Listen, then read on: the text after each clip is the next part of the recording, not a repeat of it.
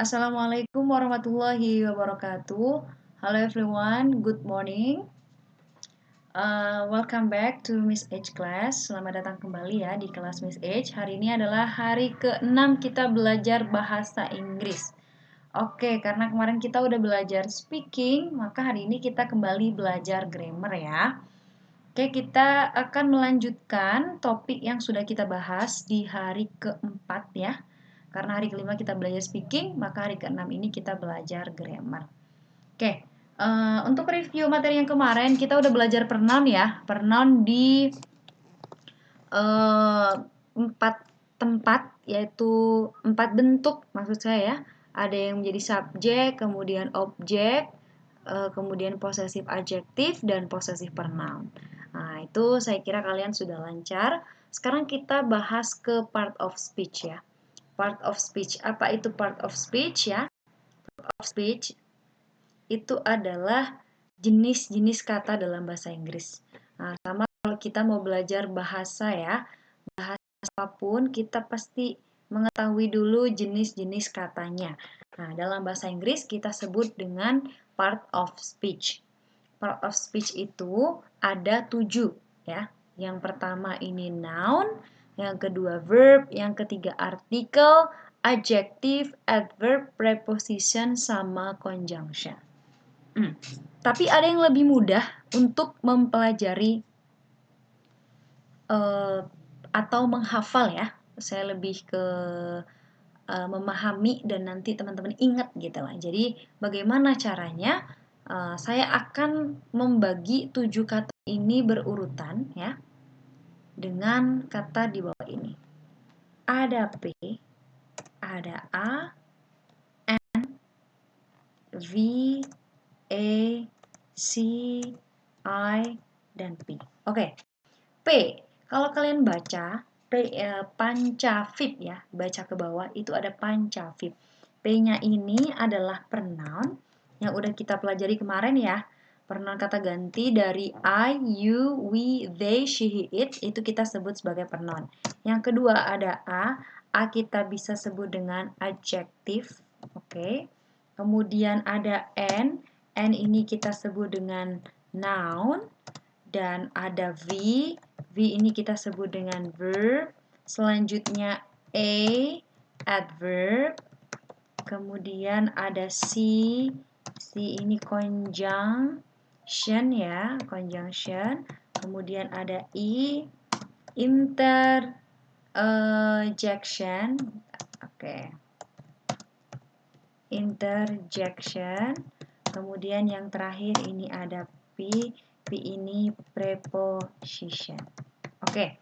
Nah, teman-teman silakan dicatat kalau pancavip itu ada 7 ini.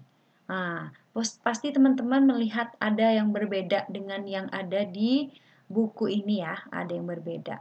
Yang berbeda itu adalah kata artikel ya. Artikel di sini itu sebagai ganti dari interjection. Nah, kenapa beda? Nah, sebenarnya sama saja teman-teman, tapi artikel itu dimasukkan di part of speech itu karena artikel lebih banyak penjelasannya daripada interjection ya. Interjection itu kata atau kalimat seru. Yang ada kalimat serunya itu kita sebut dengan interjection. Jadi ini bukan sebuah kesalahan atau perbedaan yang sangat fatal, enggak. Kalian mau sebut artikel itu sebagai part of speech atau interjection itu sama aja. Jadi kalau kita kalkulasi semuanya berarti ada 8 ya. Itu. Tapi yang paling umum itu ada 7. Oke, sekarang kita akan pelajari semuanya selain yang interjection ya. Karena interjection ini mudah teman-teman. Yang penting kata seru ya. Ini kebalik ya. Nah, yang penting kata seru itu namanya interjection gitu. Jadi yang ada kata serunya. Oke, sekarang kita akan mempelajari part of speech ini tidak sesuai dengan urutan pancavip karena ini hanya metode aja biar kalian tidak lupa dan mudah mengingat nama-nama dari part of speech, maka kita susun dengan kata pancavip. Kita singkat dan kalian nanti bedah satu-satu. Nah, yang akan kita pelajari pertama kali itu adalah noun ya. Hari ini kita pelajari noun, kemudian verb, kemudian ada artikel. Oke, kita langsung ke bawah aja. Oke, Sekarang kita ke noun. Noun sama pronoun ini sebenarnya apa ya? Kita jadikan satu ya, karena kemarin pronoun itu sudah kalian pelajari. Jadi hari ini langsung ke noun aja. Oke, noun itu teman-teman are people ya, orang, kemudian place, kemudian things. Jadi orang berarti benda hidup, benda mati, kemudian tempat ataupun sesuatu. Itu namanya noun. Karena noun itu bahasa Indonesia itu adalah kata benda. Satu, contohnya woman, students, dog, house, city, book, table, phone, sama apple. Ini semuanya adalah noun atau kata benda. Nah, kalau yang bawah pronoun ini sudah kita jelaskan kemarin ya, dan bahkan kita sudah pelajari sampai tuntas. Oke, kita lanjut ke yang kedua, yaitu apa? Nah, kita baca dulu example-nya. People like him, berarti people ini adalah noun ya. Kemudian him ini sebagai pronoun. The girl ate an apple. Nah, the girl ini juga noun juga, apple juga noun.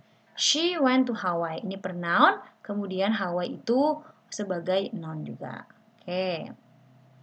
Sekarang ada verb. Ini pasti teman-teman sudah tidak asing dengan kata verb. Verb itu adalah kata kerja ya.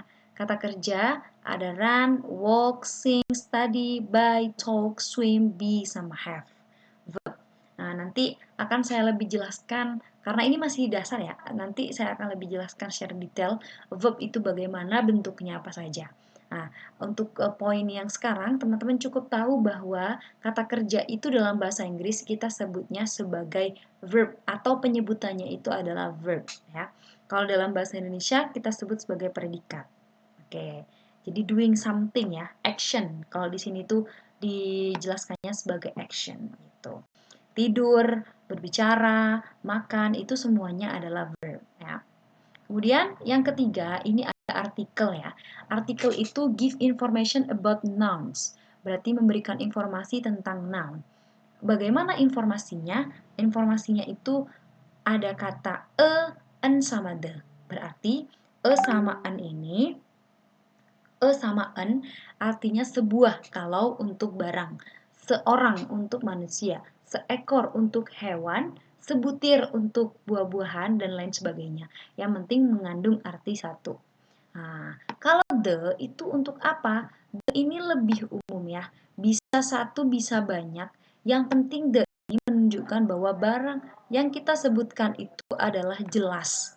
Tahu. The books, oh berarti buku ini. Jadi kata lain, the ini bisa menggantikan kata this. This itu kan artinya ini. Ya.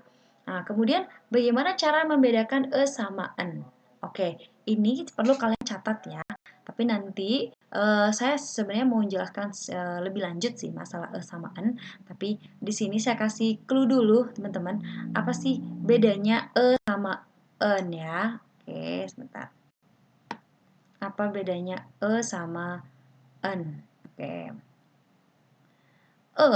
Itu digunakan untuk ya kata ya, bukan kalimat ya, yang berawalan dengan suara ya, tapi bukan huruf, tapi lebih ke suara konsonan ya, konsonan. Contohnya P ini kan konsonan itu huruf mati, maka kita bilangnya papi ya, seekor anak anjing.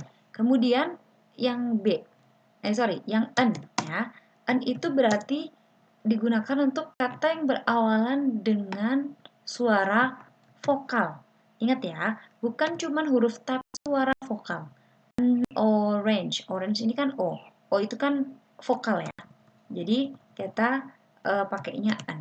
Nah, ada nggak kira-kira contoh kata vokal tapi dibacanya konsonan? Ada ya. Contoh university. Ya. University ini berawalan dengan huruf vokal. Tapi, nah, lihat ya. Tapi bacanya itu bukan university, tapi uni. Uni.